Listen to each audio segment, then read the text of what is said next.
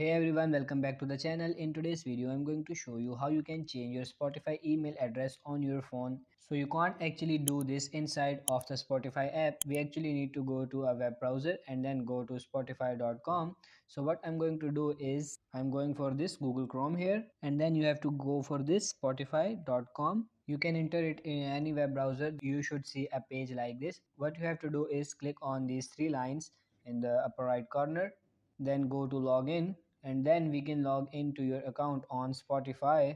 Enter your username or something like this. Once you've done that, you should be on this page where which is account overview. All you need to do is scroll down and then go to this edit profile here. You will see some information about your account, including your email address, which you can go and delete and then re-enter a new one.